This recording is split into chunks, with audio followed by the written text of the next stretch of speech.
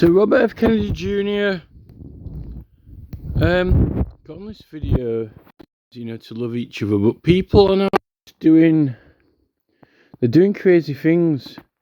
They're doing things that they wouldn't normally do. I think that's the point. They're doing things that they wouldn't normally do to each other, or just do anyway.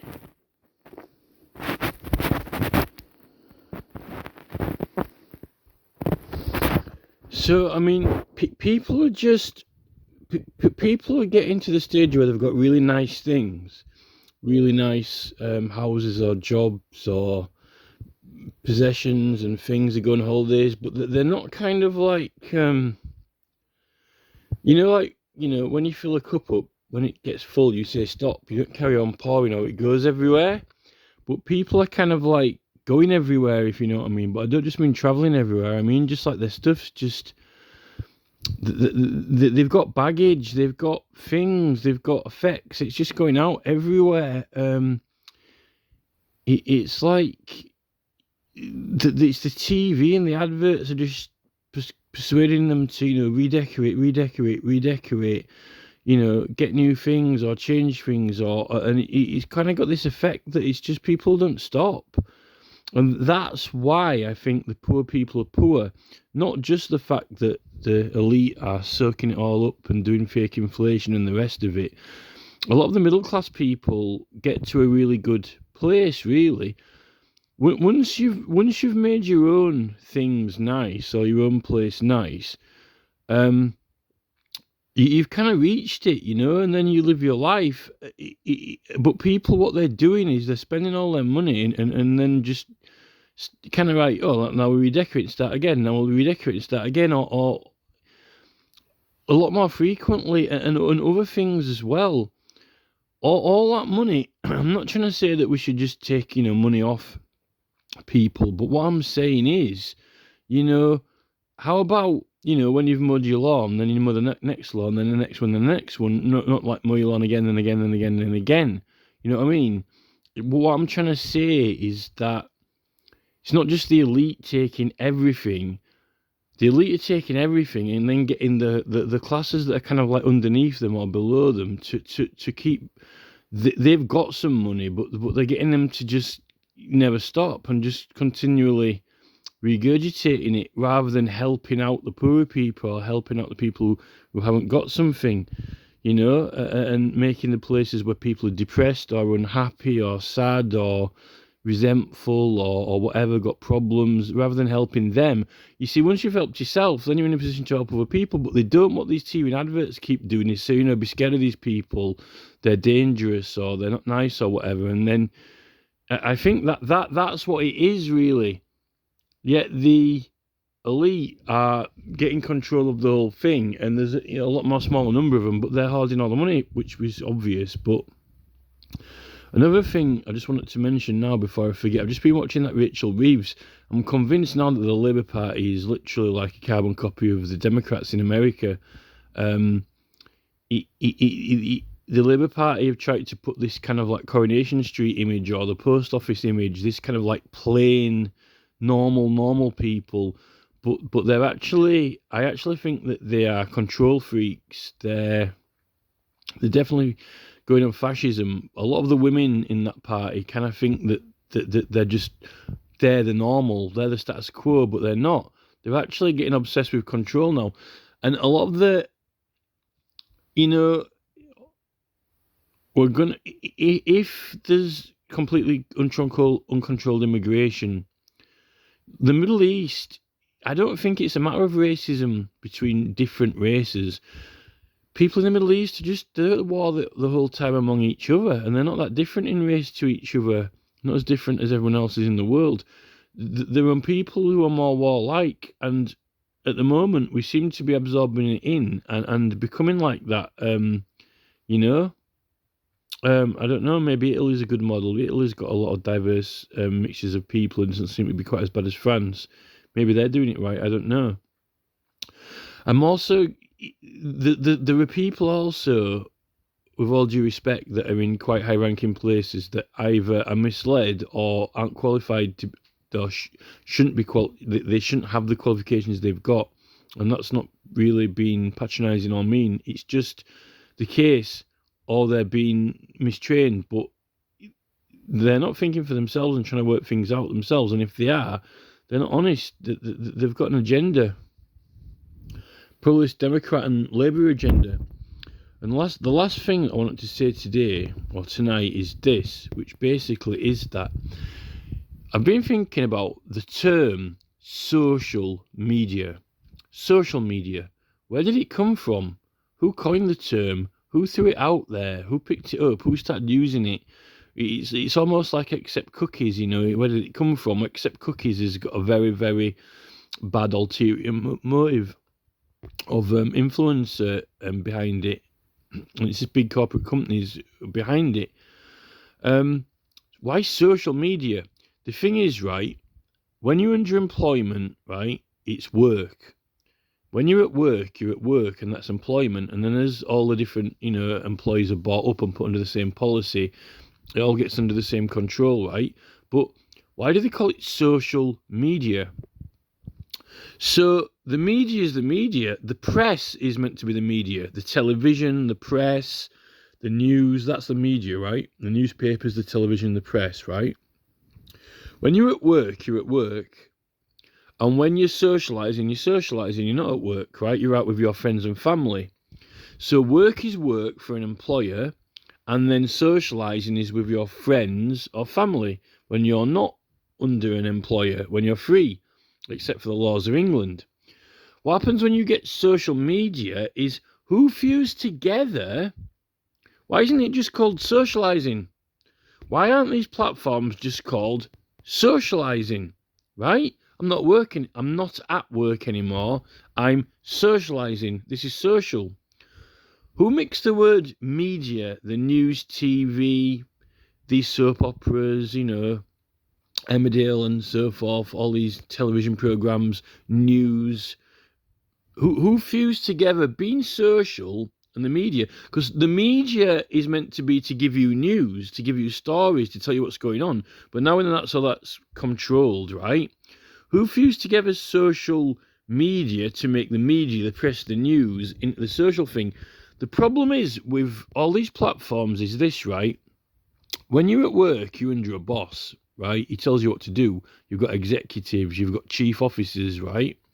When you leave work and come home, your only boss is your family. And when you're with your friends, a friendship is meant to be, you know, they're meant to be a boss officially. It's normal social order, which is, well, it's social order. That's meant to be where the judgment of peers really is based on, you know, social order.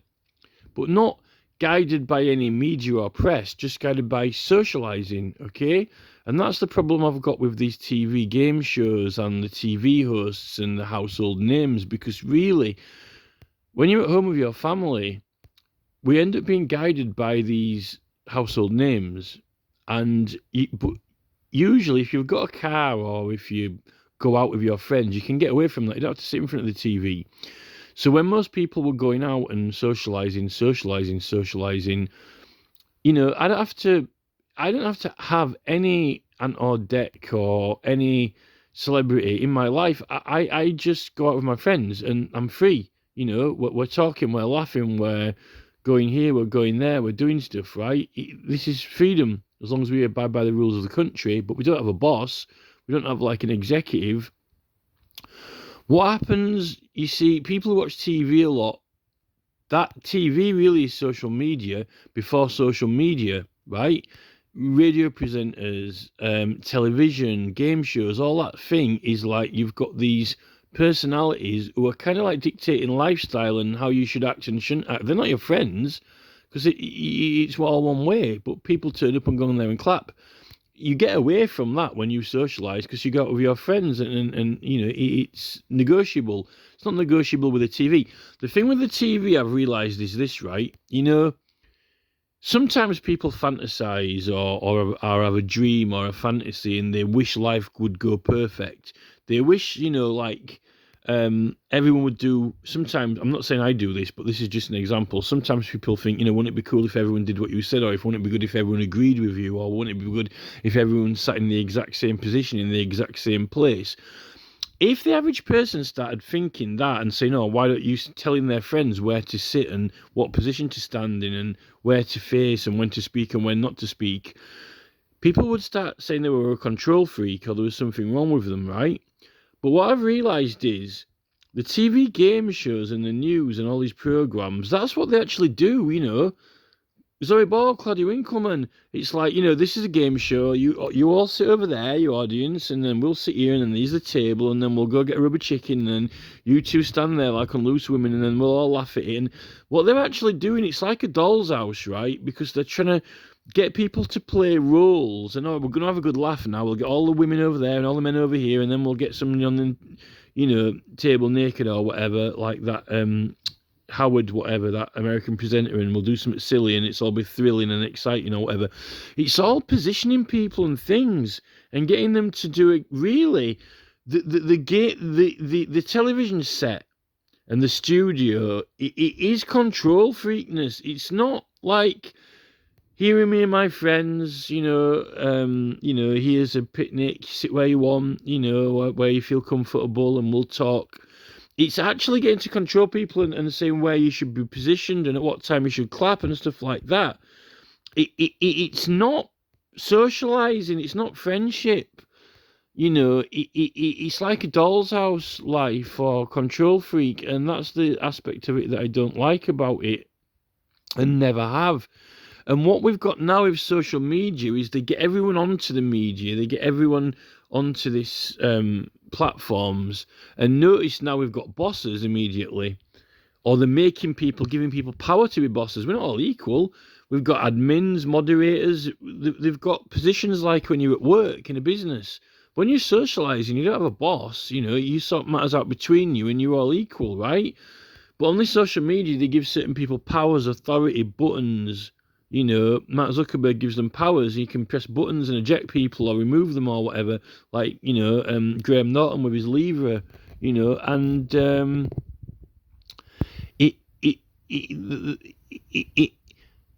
socializing, right? Being social.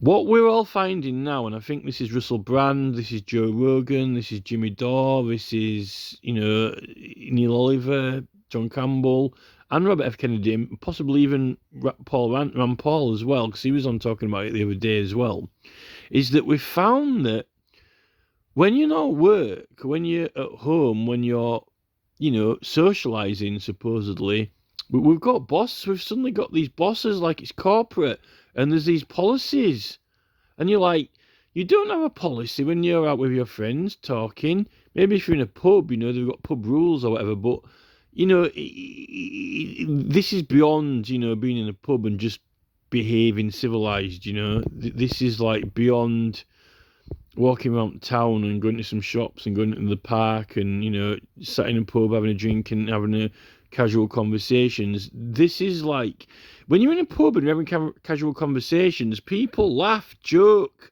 You know, what is the point in going out in Dublin? You don't press button, you know, if you're starting, when someone says something or makes a joke, you usually make a joke back or laugh or whatever, or you don't press a button like Graham Norton with that lever and pull the seat. That was kind of promoting the whole thing for the Facebook groups, but trying to joke about it and laugh.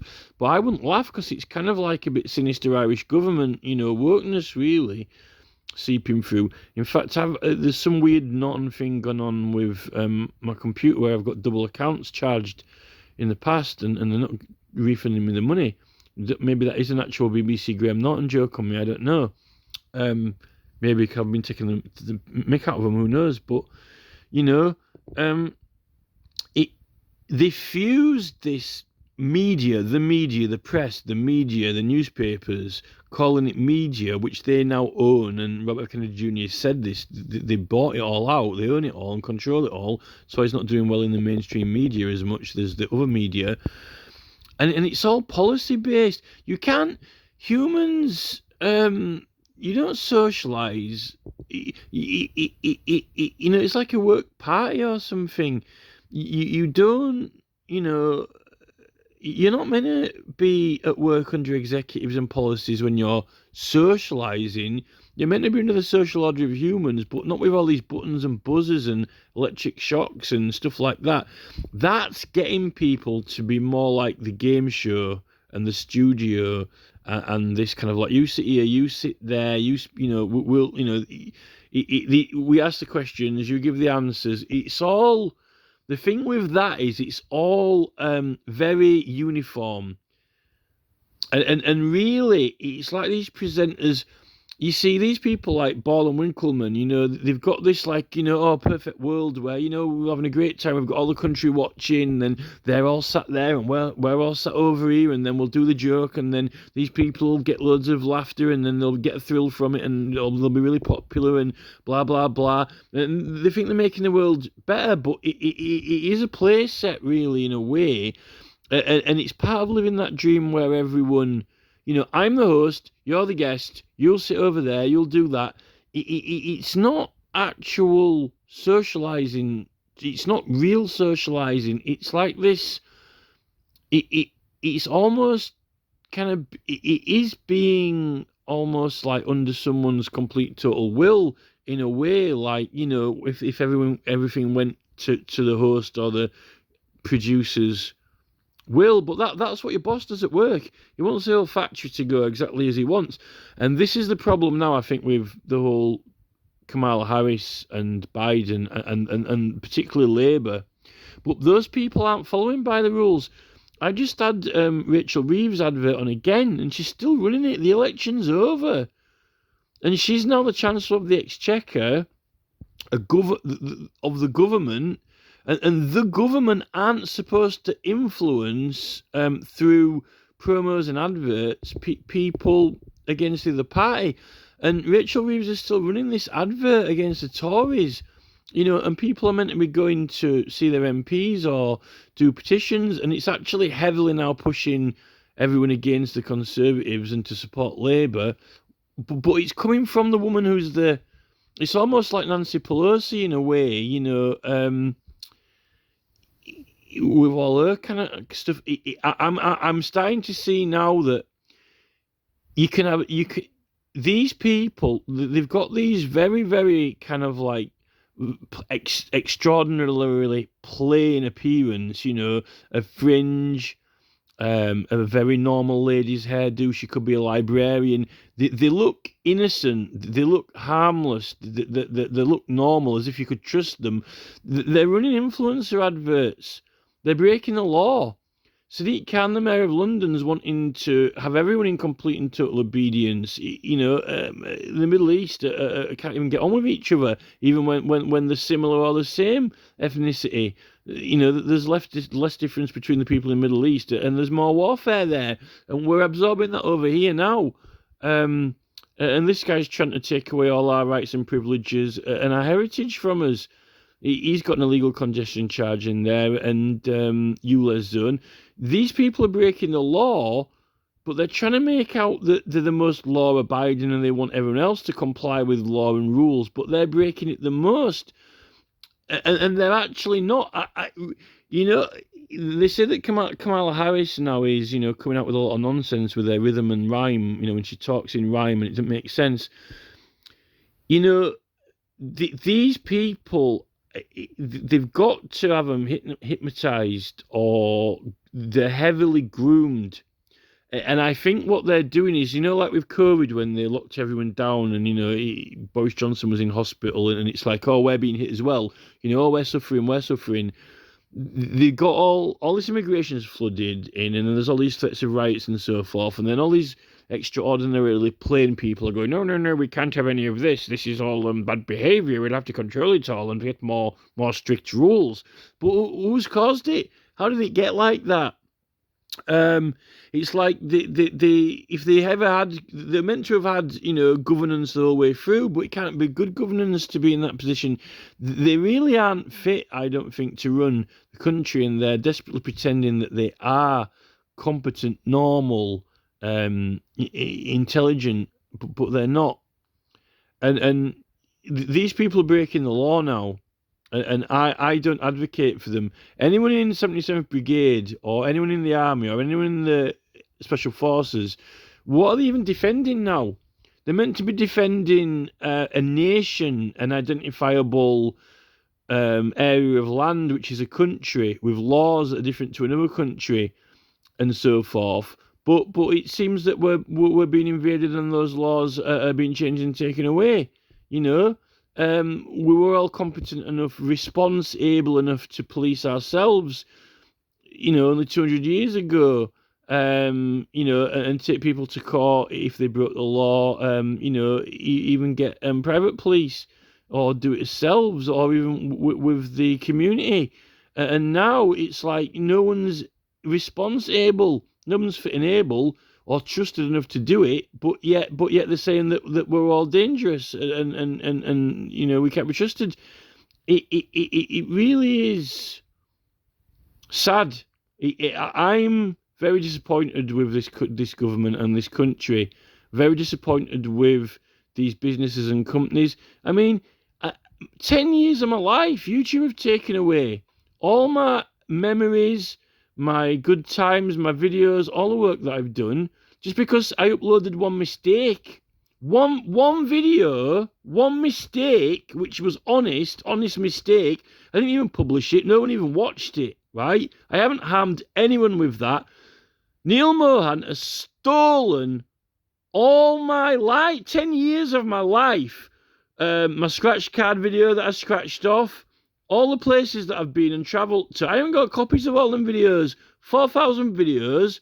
I had nearly 4,000 or 5,000 subscribers, which I wasn't even that bothered about, but it's nice that someone's actually watching your stuff.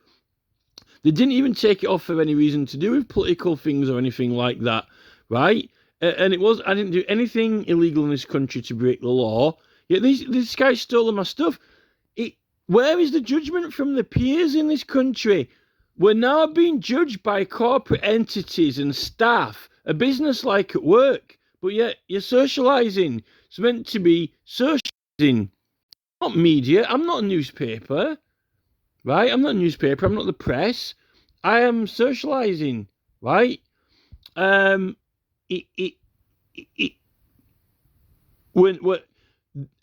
further, YouTube are breaking the law of the Public Meeting Act, that's for sure. I know they're breaking the law, but no one's extraditing them to England, are they? They extradited Assange and stuck him in prison. 77 Brigade can go stick it for all I care. They're a set of cunts. They're working for Starmer and Reeves, who are breaking the law. Khan's breaking the law. Paul Groves and Neil Mohan are breaking the law of England, yet they're not being extradited to England. Assange was in prison when it was political matters and it was bad. These people are corrupt. And then, the army are like, ooh, that's that right, it will be trouble. Like, fuck off. I'd be ashamed. If I were in the armed forces now, I would be ashamed of myself. Because in all through the, early 90s, at least, even though we shouldn't have been eating burgers and fast food when we could have worked out earlier, it's gone now. I don't know what scheme or plot they've been doing, but it's definitely a immigrational thing. So we all end up in conflict, and just look at the Middle East. The Middle East they can't stop fighting with each other. So, I am very dissatisfied with Sadiq Khan. I wouldn't have him as mayor. He doesn't know the law of the country. He doesn't respect the law of the country. And he wants us all to be these perfect obedient citizens, like on his Perfect Morning TV show, with Philip Schofield. You sit there, you speak when you're spoken to. I'm the mayor. You can ask me questions, but if I don't want to answer them, I'm not going to answer them. But you all clap when I stand up. It's there's something wrong with these people. It's not human. It's not socializing. It's obedience to the extreme.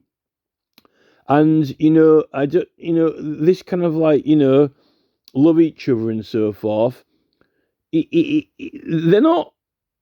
They want us to block and ban each other. They want us to sit in their audience, stand up when it's their turn. You sit on the left, you sit on the right. You laugh at the rubber chicken when fucking Graham Norton pulls a lever or whatever. It's wrong. It's not. It isn't normal. It's artificial, and I don't like it. These people are breaking the law, that's for sure. And they're the ones who are telling us, you've got to behave, you've got to comply with the policy, you've got to comply with the law. We're bringing more laws in. If you do, you won't be able to travel, you won't be able to do this, you won't be able to do that. What's happening to Rachel Reeves?